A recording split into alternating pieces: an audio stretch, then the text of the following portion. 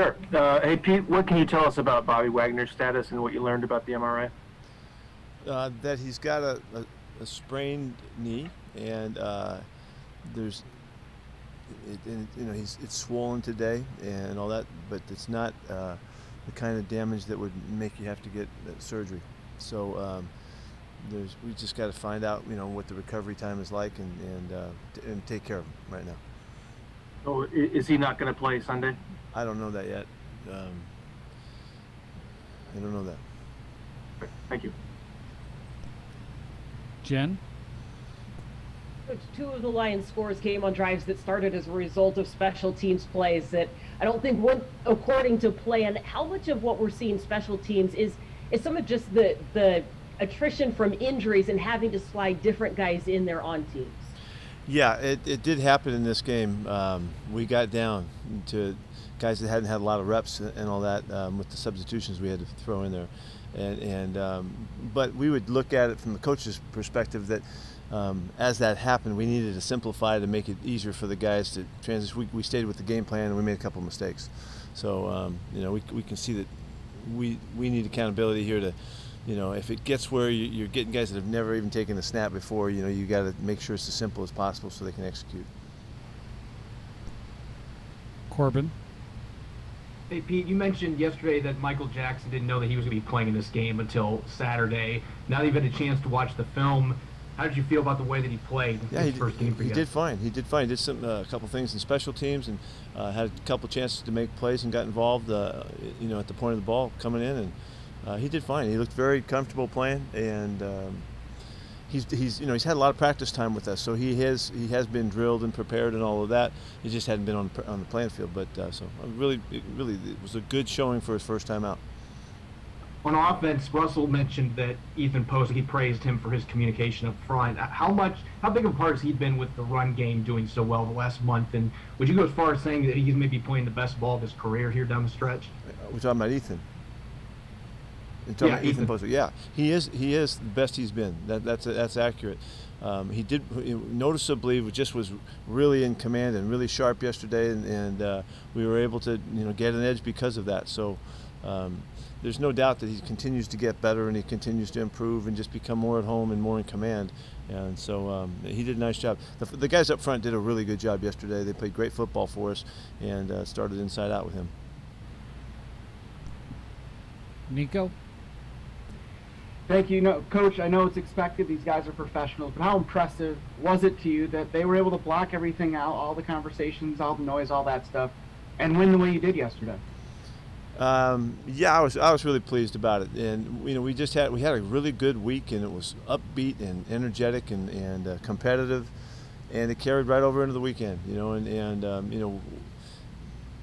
Maybe other people are questioning why that happens or how that happens and all that, but these guys are doing what they know how to do, and they have a lot of pride, and they want to finish on a good note, and they're doing everything they can to get that done. John? Boyle?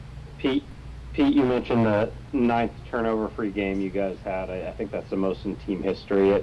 Obviously, it's quite an accomplishment in taking care of the ball. Are you surprised it hasn't resulted in the wins that you normally would? Absolutely. I've been surprised about that all year long. I mean, we've had games where when you come out even, you have a good chance to win there too. We have not been able to take advantage of the fact that we've been that good at it, and it does speak to if we had had a normal season and we'd been in the middle of the pack somewhere, it would have been really ugly. Because taking care of the football is such a positive factor for your club, and that starts with the quarterback, but everybody that has a chance to touch the football, even protect the football, has a play in that, and it's a really good accomplishment. Art? Pete, only 3 teams in the NFC have had less than 5 losses as we speak. If Russell had been healthy, where do you think the Seahawks would have stacked up this season? I don't know, Art. If you look at the couple of the games, there's a 17-15, there's a 25-24. There's a couple of OTs. The games were so close down throughout the season that those games have flipped in the past often in our favor, and we have won a lot of games that were close, and a lot of games at the end, and a lot of games in OT. Those are all factors. That's a normal NFL football season, and to have a good year, you got to own those situations. That didn't happen. Now, whether Russ could have affected those, I'd like to think he could. I'd like he's been a big factor in so many games over the years that I would think, our chances would be better when he's out there. And as far as once he got back, those opportunities were still there. We just weren't able to capitalize on them. So it's a really frustrating part of this year, because this is not a year that's that far off of other years that we've had. In that there's been those close opportunities, and normally we've been able to win those. So it's just frustrating. Greg? So you mentioned yesterday that these last two games were your Super Bowl, and the Super Bowl was in Arizona. Where did you come up with that? What was the genesis of that idea? That's out of total desperation, to tell you the truth. Really. So I was really fired up. Nobody ever gave me a hard time about that during last week. They kind of went along with it, and we tried to use our imagination. And so now we're going to Arizona, and we'll see if we can make it a big event again. So you're calling this the Super Bowl then this week? I don't know. Wouldn't go that far but I have mentioned it, yeah. But you alluded to a little bit last week and yesterday. Excuse me. Let's go back for a second. The reason that's important to me is because this is our opportunity to play the last games of the year, and you have to win them. And that's the NFL is all about winning that last game, and how difficult it is to win the last game. And I wanted to have some reference for the young guys who haven't had that opportunity yet, where we're talking the talk, and they understand that there is a conversation about some factors that can only happen once you get to the very end of the season. And so I'm just trying to teach from it's way more the importance of it than anything else. It's about teaching what it's like, and see if we can gain something in it. I mean, like this last game this week, this worked out perfect. For taking advantage of, we put it like it's a playoff game. This is the things we have to do with what we want to look like, and we pulled it off. And so we'll have that reference point. If we can win another one here, then we'll be better for it. Sorry. How challenging your creativeness has this last few weeks been? Motivation. I mean, think about, how can I answer that? I don't know. I have no idea. How challenging? Well, let me see. Let me ask, how different is it? You're so used to gearing up for Yeah, playoffs. it's different. It is different. It's been different for 2 months. It hasn't felt the same, and so it's you just got to do what you can. What I've found is that you have to stick true to who you are and what you're all about, and try to find the messaging and the teachable moments and the opportunities to get better in every situation, whether it's going the way you want it to or not, and keep working to get better and staying at task there, and standing for that, and making our program stand for that, and make our players understand that's what this place is all about, and get comfortable with it or get out of here. You got to get with it. So that's the way we've been doing it. Thank you. Bob?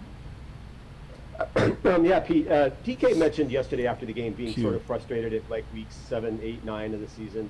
Did he ever communicate that with you much, or did you guys have to talk through that a little bit? He talked about it kind of being a growth year for him and maturing and things like that. We've been going through all of the stages that have kind of happened with DK. Maybe I missed a couple of them, but we've been working at stuff pretty much all year, and it's been a good year in that regard. You remember right off the bat, he was really feisty, and he was trying to figure out how aggressive he was going to be, and how much of a factor he could be, and he found out that he was getting a lot of attention from officials, and he had to find the right rhythm and the right kind of mentality, and we've been working at it. It is a big growth year for him, and he's doing really well. He's coming out the other end of this thing stronger and better and more committed to how he plays and how he works, and the expectations that he's living with. And so, he's doing. I think it's been a great year in that regard, and it hasn't been easy. It's been uncomfortable at times, but he's figured his way through it. The best thing about it, he's been really open-minded, and he's been willing to talk about stuff, and he hasn't been all thinking he's got all the answers. He's really been good in that way, and so he's going to be better for it. And one injury we didn't ask you about yesterday was Carlos Dunlap. What happened with him? Yeah, it was his ankle that he twisted. I don't know how serious it is. It wasn't terrible, today. So he has a chance to play this week. Tim? Pete, how are Will Dissly and DJ Dallas today? DJ seemed to be okay. He's got to figure out, how he comes back because he got pounded on the thigh pretty good. Dis has got a really sore heel. That's kind of an unusual injury that we've got to see how it takes to the week, and we don't know yet. And then Cody had never played much Mike in a regular season game before. What sort of stood out when you watched the film about how he played filling in for Bobby yesterday? He played really fast. He played with confidence, attacked the line of scrimmage really well, attacked blockers well on his way to the football. I just the most confident that he's been, and that really is a big factor playing in there because you got to go. You see stuff, you got to go, and he did, and got involved in the passing game. Had a couple rush opportunities too that he would like to have again, but all in all, he did a really nice job. Michael Sean? Hey, Pete, this morning you were really dismissive of reports and rumors about Russ's desire to play somewhere else. So you don't have to chase, other people's agendas, and you know what's going on. Is part of your ability to dismiss that stuff and not care about it because the conversations you have with Russ behind the scenes are different than what the rumors and reports are outside the building? The kind of conversation we have behind the scenes are not in line with the rumors. Okay?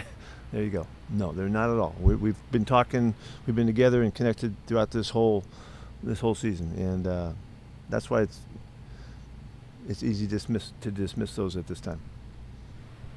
And one more on Cody. What did you think of him specifically in pass coverage? He had a couple really good plays. He misread a couple things where he might have had a chance to help us out over the middle. But all in all, he's good. He's always shown us to have really good instincts in the passing game, and he is a playmaker and can steal the football from you and all of that. It's a strength of his. Thanks. Curtis? Yeah, Pete, after going back and watching the film, what did you think of Phil Haynes' play as part of that whole offensive line group, and what you've seen out of Phil and Jake Curran in this stretch late in the season here since they've got their chances to play? Phil played a really nice football game. He played physical. He was on point with his calls and his assignments, and he's a tough guy now. I mentioned I think earlier today that he plays a lot like Gabe. They very much similar styles, and they're real physical and real strong upper bodies, and hard to knock them back. He had good effort. He played really well. Jake has continued to play real steady football for us. He's becoming more physical. He's a guy that's gonna get a lot of movement in when he's really confident and sure of himself in all situations. But he's playing ahead of his experience, I think. Mike Solari and Andy, the whole time they've talked about him is he really gets it. It makes sense to him. He can translate the identification of the line of scrimmage and the calls that are made and the demands of the next call and the play, and he doesn't have any trouble, and so he also has adjusted really well too. He got rushed one time yesterday in a game that was of note, but other than that, he had a really solid football game. In looking to the offensive performance you had yesterday, how much do you ascribe the success you had just to the play of the offensive line in general and the performance that they put together? Was that kind of the key difference for you this week? It was really noticeable that they played really consistent. We gave up one sack and ran the football like crazy.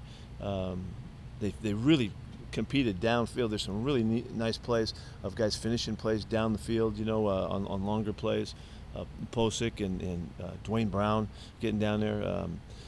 So it starts there. It starts there, Curtis, but the whole flow was really, part of the run and the pass fitting off each other, and that was great that everybody was contributing there. I think everybody got a chance to catch a ball or run the football, and everybody was involved, and Russ did a really nice job at the line of scrimmage, run and pass, and in the protection work that he had to do.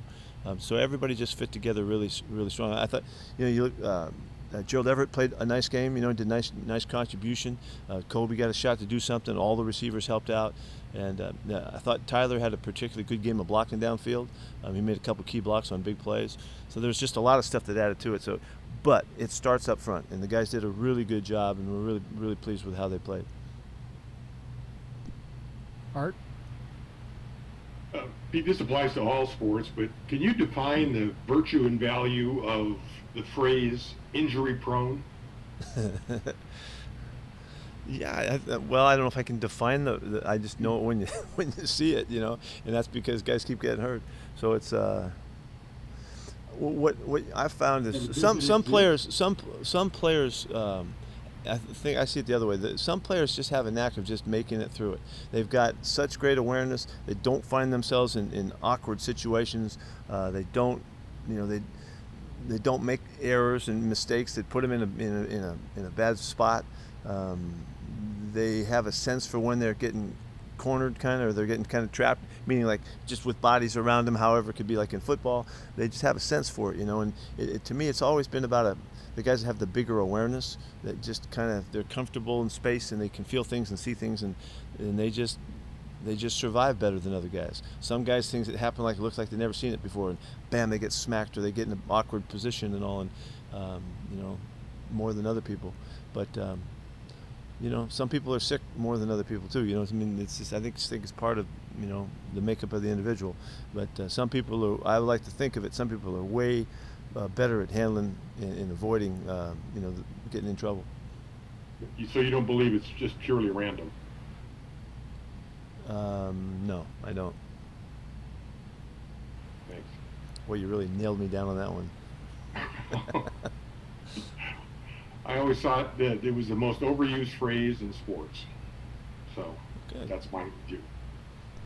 Well, that's good. I don't see anybody else on the panel that agrees with that, but that's a good thought to have. Thanks. Okay. John Boyle? Yeah, Pete, I was going to ask about Cody Barton, but Tim already did. But to follow up on that middle linebacker role is obviously a very involved one with the calls and communication and everything. When Cody comes in, does he just step in and do everything? Does Quandre have to help out? Does Jordan help out? Just kind of how does that work when that guy goes out of the game? Well, Cody's really good at it. So, those guys know that he can handle his business. Quandre's always involved. He's always involved with the communications. He's trying to see things and help guys out all the time. And so that is ongoing. But really, Cody has no problem handling it. And he's been, he's called a ton of plays for us, in practice and all of that. And it's never been an issue. So you still got to go out there and do it for the first time and take over. And he did a great job. Maz Vida? Kind of going back to Gerald Everett, I know he said he had a good game and he played 71% of the snaps yesterday. I'm just wondering, we see his pass catching ability. What else is he bringing to that offense? Blocking, or what else that we're not seeing? Well, no, I don't know about what not seeing, but what he is a really good runner with the ball, and he's got really natural instincts. Like he broke a nice tackle on a flat route he caught yesterday. He's very apt to break a play and get twice as many yards as somebody might get otherwise. He's tough. He's aggressive. He attacks tacklers. He's got a real aggressive nature about him, his play when the ball's in his hands. So that's what I think really separates him from some other guys. He's an aggressive blocker too. He's not the biggest guy, but he's an aggressive blocker. He goes after guys, and he does know a lot of our football. He's got a wide breadth of the background, from his history with Shane. And then just what does it mean to that offensive line, a guy like Dwayne Brown? You've had to shuffle guys around, just an all-pro there. What does that mean in terms of his ability to settle down that offensive line? Yeah, well, he is a settling factor. He's the guy that he has so much confidence and such a good voice. It's kind of everybody listens when he's speaking. They also feel him when he gets aggravated. He gets pissed off at stuff, and because he didn't make the play he wanted to make, or he didn't like what happened on the play. That I think guys feed off of, because he's got energy to him and he shares it. He doesn't say a lot, he's just kind of is the action, and so he's a big factor for us and a real settling part for the new guys. Particularly Phillip comes in and plays right next to him in this game, and he's got he knows he's got Dwayne on one side, and that's an important factor and helps other guys play better. Thank you. Sure. Okay, thank you, everyone. See you.